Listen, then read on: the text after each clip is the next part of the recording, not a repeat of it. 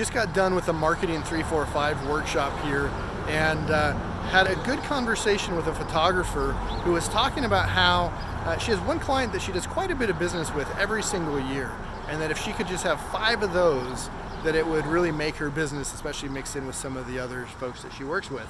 And so we started talking about how can you replicate that? And it comes down to content.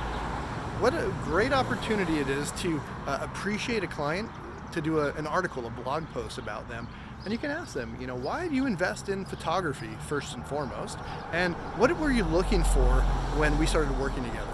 What's your experience been like? What surprised you about it? What's a benefit that you've gotten out of it? What would you say to someone else considering photography? And other questions like this. Because if you do a post like this, first and foremost, it recognizes your good work with a longtime loyal customer.